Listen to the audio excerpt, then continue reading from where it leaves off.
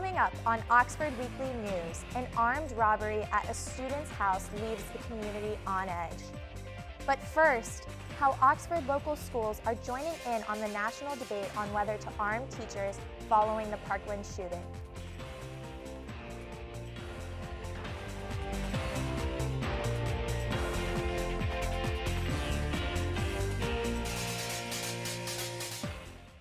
Welcome to Oxford Weekly News. I'm Margot Austin.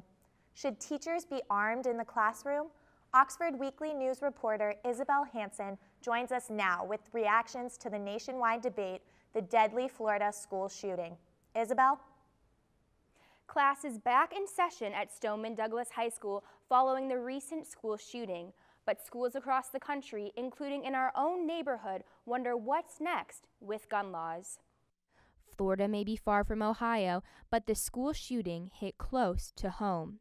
The school shooting in Florida has put fear into our parents, and I'm sure it's put fear into the parents of every child across the country. Holly Moorish, Talawanda School District Director of Communications, says the district does not permit weapons in schools. I can't imagine the educator out there that would have to face a student and have to do anything that might harm that child. That's unthinkable to me. Future educator and Miami University early childhood education major Katie Easton says arming teachers is not the answer. I can't imagine going to school as a second grader and knowing a gun was in my classroom. Easton's solution? When you're with someone every day, they knew when I was having a bad day. They're like, are you okay? You know, and that's powerful as a teacher, that's powerful as a school counselor, and that's the kind of something that we need to go off. That's the ammo, per se, that we should use to fix this problem. Miami University professor of school psychology, Amnie Noltmeyer, says arming teachers will hurt more than help. That can be confusing for students depending on their developmental level. And so, the presence of armed teachers could make students feel less safe, and that schools are very dangerous places. Noltmeyer says schools working together is key. Making sure that everyone in the school, from the bus driver to the cafeteria worker, to the teachers, to the school psychologists, to the principals, everyone has a basic understanding of mental health and can identify risk factors for mental health. Talawanda focuses on students' mental health with its health and wellness program, but there is always need for more. We do not have enough funding. We do not have enough resources. We need help, and we need politicians and legislators in Ohio to help us. Future teacher Miss Easton agrees mental health programs save lives, not guns. And I would be scared to even leave the classroom for a second. Even though I know it would be locked up and safe, there's always like little Matthew who's running around and wants to see what's in the teacher's desk. Talawanda School District has 2 public resource officers, and there is talk of adding a third. But for now, Moorish tells me she doesn't predict the district will allow guns in the future. Back to you, Margot. In response to the Florida school shooting, high school students across the country are participating in peaceful gun control protests. Students soon learned their involvement could result in disciplinary action. Being part of meaningful conversations, meaningful dialogues, putting your thoughts and ideas to action in any way, as long as it's, again, something that is respectful of others and lawful and peaceful, that's going to tell us that you're going to be someone who's going to come in and not just question the status quo, but then make an effort and take action in trying to affect change. These local walkouts precede 2 national protests scheduled for March. The national walkout on March 14th and the March for Our Lives on March 24th. The Oxford Police Department says it has no suspects following an armed robbery February 24th at an off-campus house. Police got a 911 call about a possible armed robbery at 509 Lincoln Avenue. The caller reported that 3 suspects were holding several residents of the home at gunpoint. The suspects managed to escape with $600 in cash and a handgun before police arrived. It is a rare event for that to happen, and typically what we've seen is that there is some sort of relationship or some sort of known aspect to the suspects know about the victims. As I mentioned, they went there demanding drugs and money, and that's not uncommon in these situations. The ones we've had in the past few years have typically been related to drug trafficking. Police ask that if you have information that can assist in their investigation, to give them a call at 523-4321. The Talawanda School District will be welcoming a new superintendent. The Talawanda Board of Education has announced that Ed Thoreau will begin as the district's new top administrator starting in August. Thoreau comes to Talawanda schools from the Great Oaks Career Center, where he served as manager of disability and special education. Thoreau has also worked in the Princeton School District as an assistant superintendent.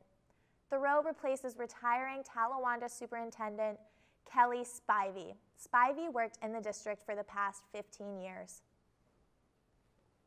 A new superintendent won't be the only change Talawanda parents and students will see when the new school year starts in August.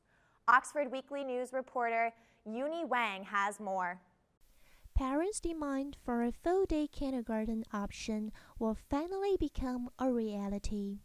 The Talawanda School District will offer a free full-day kindergarten program starting this fall.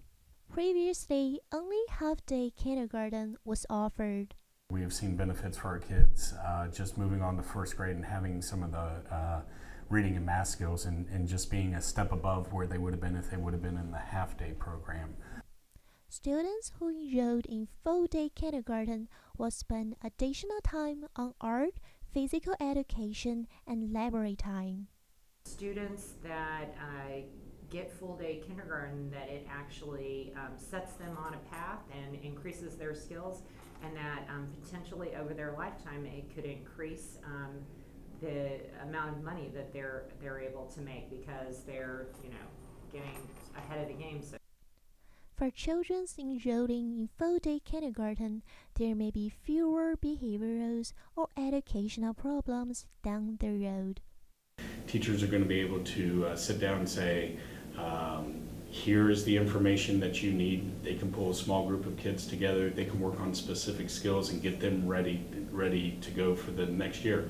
According to the Talawanda School District website, switching from the half-day program to a full day requires a different funding model, but it's a cost-neutral initiative.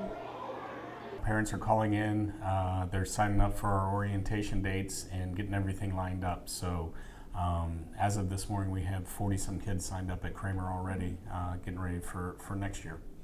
Enrollment for this upcoming fall is now in progress. While full-day kindergarten is the preferred option among educators, a half-day kindergarten option is also available. The former Western College for Women, now known as Western Campus at Miami, was recently designated as a Freedom Station by the National Underground Railroad Freedom Center. This memorial on Western Campus celebrates the almost 800 volunteers who were trained on nonviolent resistance there in the summer of 1964. The Freedom Station program is meant to honor historic Underground Railroad sites and educational centers. Coming up on Oxford Weekly News, I look into how the increase in foreign-owned businesses affects the Oxford economy and community. Stay tuned, we'll be right back.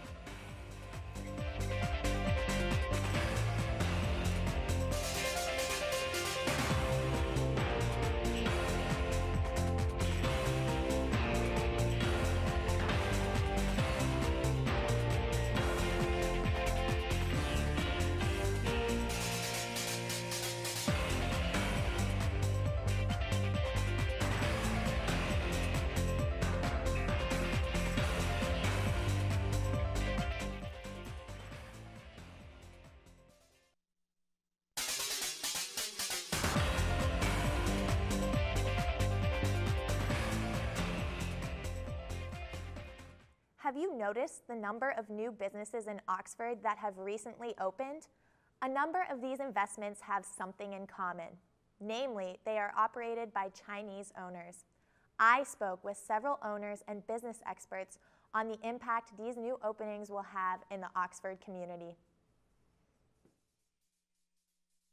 Coming to America is a culture shock for many international students at Miami. International students account for 14% of Miami's student population. Of that 14%, several students decided to bring a taste of China to America. One new business located uptown is called Sweetheart, offering a variety of Chinese desserts. The owners are two Chinese students juggling both classes and running a business together. Menus are written in both Chinese and English, an attempt to attract both Chinese and American customers. I have another idea. I want to make Chinese culture and American culture be together.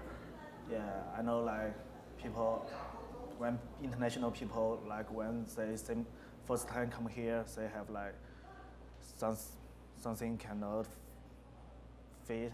The cultural impact of Chinese businesses isn't only seen at Sweetheart. Another new business is a fitness gym called Royal 24, co-owned by Chinese student Edison Chu and Oxford community member Connor Lawson.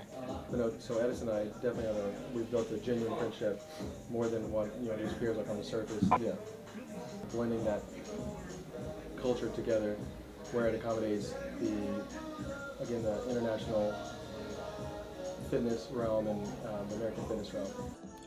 Out of the hundreds of new members joining Royal 24 Gym, 30% of members are international students, while the other 70% of members are American.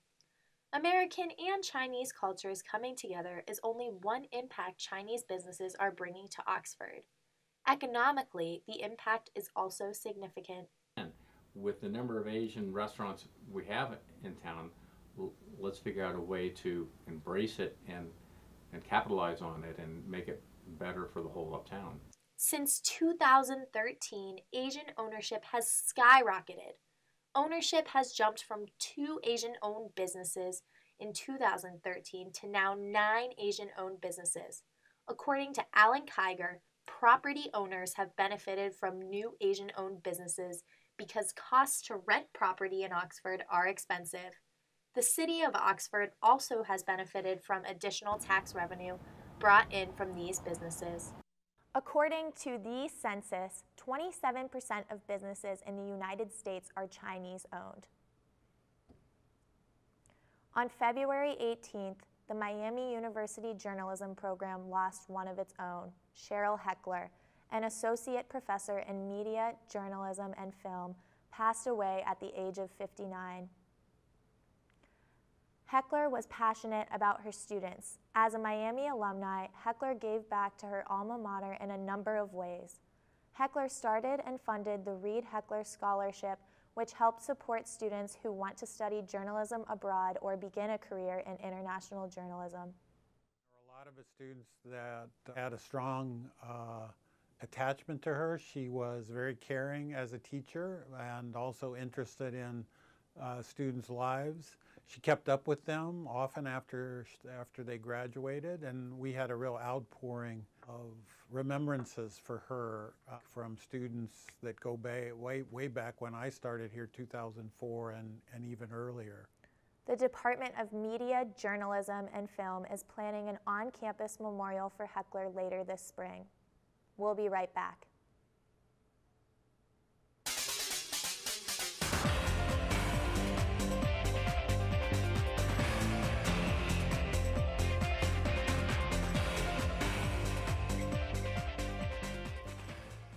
Welcome back to Oxford Weekly News. This spring, warm weather won't be the only thing rolling into Oxford. Oxford City Council has approved an agreement to support a bike-sharing company called Spin, which will make rentable bikes available across Miami's campus and the Oxford community. These brightly colored orange bikes are GPS tracked and can be rented through a phone app. This program is another step towards Oxford becoming a more sustainable city.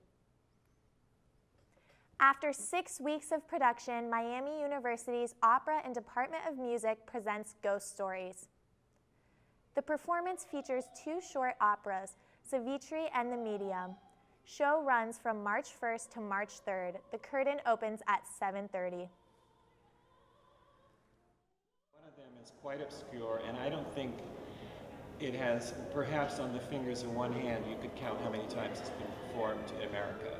So this is basically a premiere.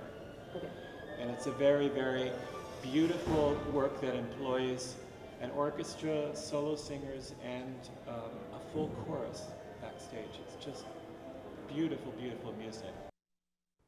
Tickets can be purchased online and be picked up at the box office in Gates Theater. Student tickets are $10 and non-student tickets cost $15. That's all for this week. Thank you for joining us. I'm Margot Austin. You can watch us online on our YouTube page. Search Oxford Weekly News. Also, connect with us on Instagram, Twitter, and Facebook at Oxford Weekly News.